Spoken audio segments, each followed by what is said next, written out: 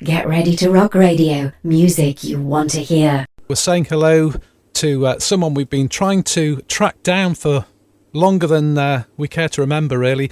Hello to Andy Latimer from Camel. Nice to have you talking to us here at Get Ready to Rock. Nice to be here. Oh, it's great. Now, let's turn the clock back slightly to last October. Your dates in the UK then, you played several dates, and the reaction, it must have exceeded your expectations. Oh, absolutely. It was actually quite overwhelming, Dave. The response was just amazing. It's always a great surprise to me when we tour, because we haven't toured for 10 years, and so one is always a little bit, concerned that maybe people have forgotten, or the tickets won't sell. But we did a sellout tour. Every night when we came on, we had probably a 5-minute ovation before we'd even picked up a guitar. So, I was amazed, actually. I saw your Manchester gig, and as you say, there was like a standing ovation, wasn't there, before you hit the stage?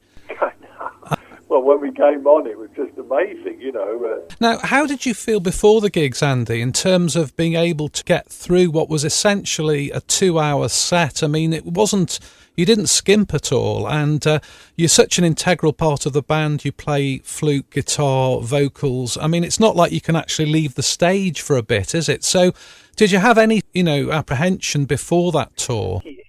I did. I had quite a lot, actually. I was very anxious about whether I could do it again, just to remember all the parts and being able to play, Of course I play daily, but it's a different thing when you play in front of somebody, and the show itself, as you say, was quite long for me. I did have concerns about my knee, because I have a bad knee, which is just an aging thing, unfortunately. A bit concerned about that, and my hands, because I suffer with arthritis in my hands, so a lot to take on board. I was worried that I perhaps couldn't perform, but it all went well, with the help of a few painkillers. I got through the shows, but yes, a little bit anxious. Yes. Well, it was a marvellous achievement, and it must be a real a personal achievement for you, I would have thought. Now, let's turn right back to the early 70s, because Camel was really at the forefront of what we might call progressive rock at that time. You signed to Decca in around about 1972. We signed originally to MCA. Then MCA got a big shake-up after our first album. And they sacked a whole bunch of people and brought a whole bunch of new people in. And these people were trying to revamp the label and saw us as old hat, really, I think. And people like Stackridge and, a lot of people got sort of let go, really. The contract was such that after the first album, they could either renew it or not, and they didn't. So then we went to Decca. And that was when we did Mirage. Mirage was the first album for Decca. Because you remain with Decca then for most of the decade, all the decade. Yeah. And presumably you got good label support during that period, and it enabled you to perhaps be more adventurous both in the recording and live, tours, live performance. And it certainly enabled you to record Snow Goose, specifically, Andy, in 1975 with the London Symphony Orchestra. That was quite ambitious at that time, wasn't it? It was. There wasn't a lot of bands doing it like there are now, and so it was a very, very good time for all musicians, I think. In the 70s, the industry was not fully grown, and so that it wasn't totally based on money. And so it was only when they realized that there was more money to be earned that we started getting pressure saying, we need a radio-friendly single to sell the album. And so at the early stages, it was fantastic. And when we did the Goose, they were really excited about it. I must say, in America, they weren't. When I can remember sitting at a meeting with the American record company and telling them about the Snow Goose, and the look of horror on their faces when I told them that it was one piece of music. There was no breaks. It was like a classical piece. And no singles, no singing, no vocals. They just were horrified. How are we going to sell this in America? We can't play it on the radio. There's no vocals. There's no hits. No great stories. Just a piece of music. And so it wasn't well received in America, but it obviously did very well in Europe. I think people were much more open about it then. And as I say, it was a fantastic time, and Decca were very supportive, and we did lose that show that we did out of a hall with the London Symphony Orchestra. We did lose a fair amount of money, even though we sold the venue out. We were told at the beginning that we would lose $5,000, I think, which at that time it seemed like a lot of money.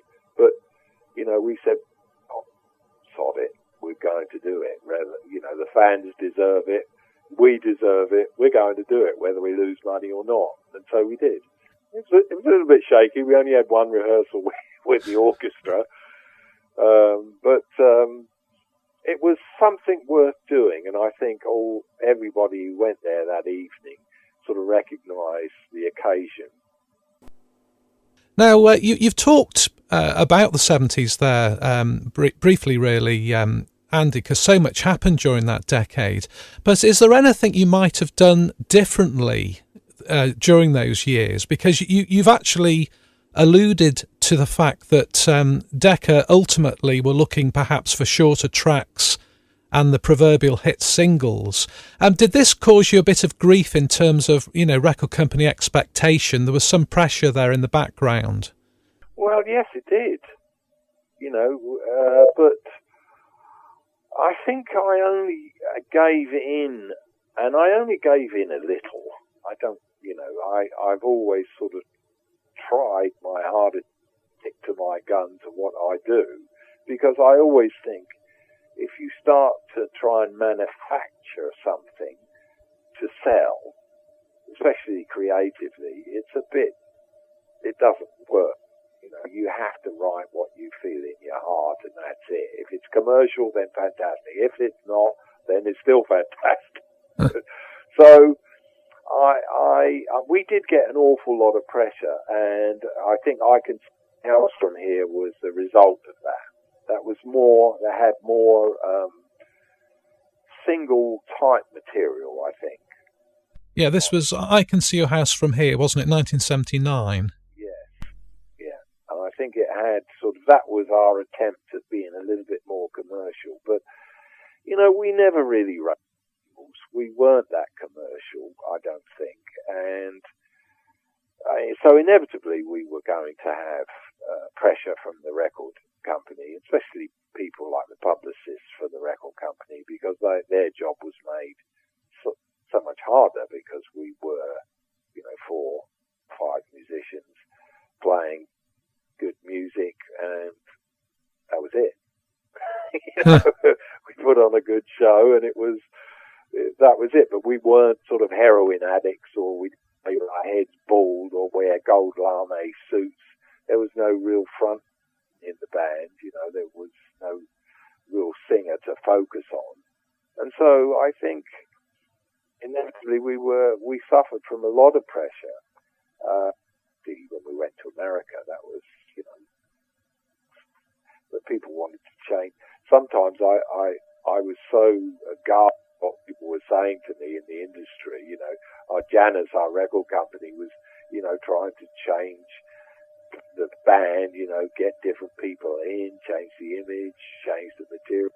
And in the end I said, why do you want us You know, why are we signed to you if you're trying to change us? What is it you like about us, you know, that made you sign us? And it was very interesting. But I think all the stuff we did was a journey, and it was a learning journey, and some things were successful and some things weren't. I don't really regret much things. There's certain things I regret about, or maybe keeping the original band together, that in hindsight would have probably been better, because the four characters in the band then, in the original lineup, were quite strong. The characters were fitted. There was Peter and I took care of all the creative stuff. You know, Doug took care of all the business stuff and kept everything going. And Andy was Andy, and he kept us all amused and gave us a tremendous amount of inspiration from different sorts of music, as he was an avid listener of music, and he brought a lot of sort of different styles for us to listen to and absorb. So, and it was a great lineup. And when Doug left, everybody's roles changed, and I think that was Doug, Andy, and myself were in a blues band as a three-piece, and then we got together with, and it was so uplifting and exciting, because Pete was a fantastic Hammond player. He had a Hammond, and that was it. And you know, first time we played together, it was just such an uplifting sound that we created. It was so exciting. And you know, Pete, we talked about it endlessly, of course, of where should we go, what should we be called. We didn't have a name or anything. You know, I don't know how we ended up in a progressive scene, because, well, certainly wasn't progressive when we started. Nobody used those words. We were just a kind of more of an instrumental band. But I thought it would be better for us, really. But you know, coming from a blues background, and Pete, very blues. How we ended up being progressive, I really don't. Probably my fault. But I think also these changes at this time, you know, sort of back end of the 70s, early 80s, I mean, you've mentioned it there that, I mean, part of this must have been the fact that these, you know, you mentioned the 60s band, which I think was called The Brew, wasn't it? The Brew. You know, these were your mates, weren't they? They weren't just fellow musicians. You'd grown up with these people. And I think that must have hit you quite hard personally, I would have thought, at that time, you know, when suddenly you haven't got these people around you. I think bands, you know, like marriages, you know, they go through a bad period sometimes. And sometimes you come out the other end and sometimes you don't.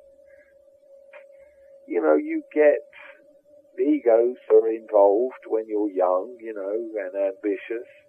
And I certainly think we've all had egos, well, probably still do, but not as big as what they were in the early days. And there's so many reasons why you fall out. And I don't know whether I need to go into any of them, but it's unfortunate. And I think sometimes when you don't realize that when you're young, you know, like with Doug, for example, when Andy sort of came to us because he was very much a jazzy drummer. Well, he loved jazz, you know, he loved anything with a difficult time signature. You know, he came to me and Peter and said, look, it's either Doug or me. You know, I'm leaving, or you've got to get rid of Doug, because I need a better bass player to play with. And being a drummer, we both, Peter and I, understood that, and Andy was, in those days, a stronger musician than Doug was. And so, you know, we sided with Andy and let Doug go and got in Richard Sinclair, which was probably not the best move we could have made then. But, it's all very easy to say these things in hindsight, but you don't realise the value of somebody until they go. You realise that Doug was quite a considerable sort of cement in the band. He kept everything together. So, we were only looking at it from a musical point of view, I think, at that stage. It really was kind of the stock phrase, he left because of musical differences. I still am great friends with Doug, so, we stay in contact. We've been threatening to do a blues album now for 30 years, but whether that will materialise, who knows? Oh, that would be nice, wouldn't it? But as you say, it wasn't just about the music. He, from what you said earlier, actually, he also handled the business side of things, didn't he? Well, he did and he didn't. Ah. I mean, we had a manager. We had two managers, in fact. But Doug, in the early days, was, because Peter and I always argued. We always had differences from musically, I think, most of them. But sometimes they weren't. Sometimes they were just life. And Doug used to keep us apart. He'd mediate and sort of keep the thing going. So he was very good, very strong personality. But he would be the one to say, listen, we've been playing clubs now for X amount of years. It's time we stepped up and started to move into doing, universities, I think, was the next stage up then. And so, and then the manager would put that into operation. So Doug had a lot of ideas about stuff. And he was also really supportive of the music. He really liked what Peter and I were doing. But, he came up with the idea of doing the Snow Goose. We're sort of fast-forwarding a bit now, but there was, basically, after the album, I think it was the live album, wasn't it, Pressure Points, that you found yourselves, let's just say, between labels, and there was then a 7-year gap between Pressure Points and the next album, which obviously takes us into the 1990s, and really we haven't got enough time to go into detail about this, but I mean, you continue to make consistently good albums, I think, in that period. I think you were living in the States then, weren't you, Andy? Yeah. Not that makes any difference, really, but it was almost like you were exiled. And well, I kind of, you know what, Dave, I felt exiled. After our Decca deal, I managed to talk, because it really did go south, I think, the Decca deal. They got taken over by Universal, and Universal, just a huge corporation. And they weren't really interested in us. They enjoyed us being on their label because we sold quite a lot of records without them having to do anything. But they never were behind the band. They never, at the later stages, this was, it was just a really difficult situation. So I managed to get out of that one album. We had to go on that contract. So they let us go. They were very generous. And then I tried to get a deal with a few companies, about 3 I tried, and I was so disheartened in the end because they basically said, you're like a dinosaur, really. Nobody's interested in what you're doing. We're not interested either. So, we'll pass. And so I was extremely, dejected about the situation, and I didn't see a future. And for about a year, I sat around watching telly and being depressed, I think, until I decided with Susan, Susan came up with the idea, why don't we start our own company up? And so, we then talked about how we could do that, and we realised it would be a huge gamble, so we sold our house in London, moved to America, where I was regarded as, with a great deal of respect. People loved the band in small areas of America, especially we went to San Francisco. This is where we kind of lived for 18 years, but everybody was very excited and very energetic, and so I could organise things a lot better. But it was a huge gamble, and something I'd never, to actually be our own record company and doing our own publicity and selling our own records, and all that was totally new to me, because I always thought I had to go into a big studio with a big producer and a big record company, and I realised after Dust and Dreams that I didn't need any of that, and it was so liberating to be able to do something that I didn't have to face any record company individual saying, we don't like this. This is not what we want to do.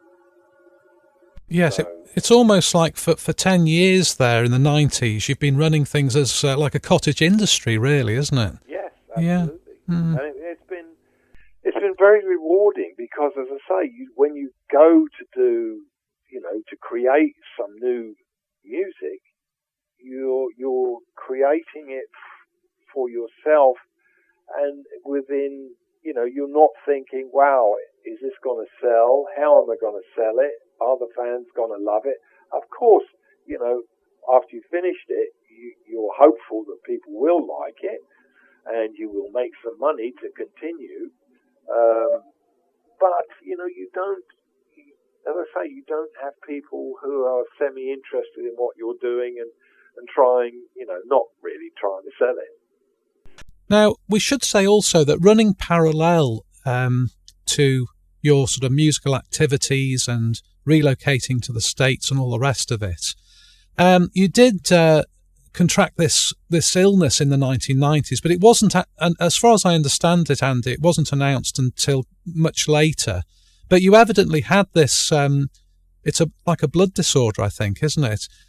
From the early 1990s, is that right? Yes, I mean, I got something called polycythemia, which means I was producing too many red blood cells, and I was managing it for. Well, they told me that I could, it could be continue as it was for about 12, 15 years, and so I was thinking, okay, that seems manageable. So I was managing it, and it was fine, for, I don't know how many years, 10 years or so, and then I decided I wanted to move back to England because I missed my family and my friends and, being in the hub of things rather than sort of over in, San Francisco area, and I thought, it's time for me to move back home. And so I moved back home, and after a year of being here, because I used to have regular blood checks, my disease that was manageable turned into something called myelofibrosis, which was really not manageable. I had type 4, which is the worst you can get, which meant that I wasn't producing. My blood cells were drying up. I wasn't producing any blood. And so they gave me 20 months to live. I was very fortunate in as much as I made the decision to move back to England about a year before I contracted this. So, because it was, much better for me, and I was very lucky to get a place in Bristol where I had a, bone marrow transplant, and yeah, since then I've been stable. Well, it was a very big challenge, and I wasn't sure that I was going to come out of it. I just had tremendous support from Susan, and also from all my friends and family, and an amazing amount of fans. They wrote in, and I got these when I was in isolation for 6 weeks. That sort of kept me going. So I think all that positive energy really did aid my recovery, and it worked. And I got a perfect donor, and at the moment I don't have that disease anymore. I'm perfectly normal, apart from the fact I'm aging. And we all know what that brings. Oh, well, it's great. I mean, in a way, it's great to hear you say that, because that's just natural sort of wear and tear, isn't it, really? Yeah. Yeah. Tell me. But really, I mean, it must have been frustrating for you, during this period, because it evidently cut down. I mean, you couldn't be doing extensive tours. I mean, Well, I couldn't play. well, exactly. I was thinking that, Andy, that it must have curtailed completely your musical activities, Well, I could, for the first year or so, I was really struggling because they gave me an awful lot of drugs to, I had to have what do you call it? When you take somebody else's blood cells, really, you have to have this drug that will, so to stop your system fighting the new system coming in. And so, I was on quite a few different drugs, steroids, and all sorts of shit they were giving me, really. And my hands were like really bad, really painful, arthritic, and I couldn't play that well, and I had to relearn a lot of things in that stage, because I couldn't play a very good vibrato at that stage, so I had to relearn a kind of different vibrato without hanging my thumb on the back of the neck of the guitar. And, it was hard work, really, I think. But I just kept on seeing this image of Django Reinhardt, who only had two fingers to play with. And it kind of got me through. I thought, well, if he can do it, I can find a way of doing it. And I did. And my arthritis got better. Got less painful, although I still have pain in my hands, but nothing like what I had. And so I eventually got it back, and then, I had to rethink about where I was going to go from there, and I basically had to build my strength up, and start, getting back into music. And that all sort of culminated in the show last year. Yeah. That was me coming back and saying, I'm back, and, thank you, everybody, for supporting me. Briefly now, what does the future hold for Camel? You've got these dates in March. We're looking forward to those. What about an album, Andy? Well, I'm working on that. I have been working on that. I was working on an album last year and wrote quite a few pieces. Den and I, a drummer, Denis Camel, we wrote quite a few pieces together. And so as soon as this tour finishes, I'm going to be looking at what we wrote and seeing whether any of it still holds up. I am very critical of my work, and so I get bored with it very quickly. So what I thought was good, in one period, and then listen back to it again in another period, I could be, I could say, no, this is not holding my attention, or it's not very good. So I'll be looking at that and hopefully working on that over the summer and releasing something in the autumn. And there may be possibly a tour in the autumn too.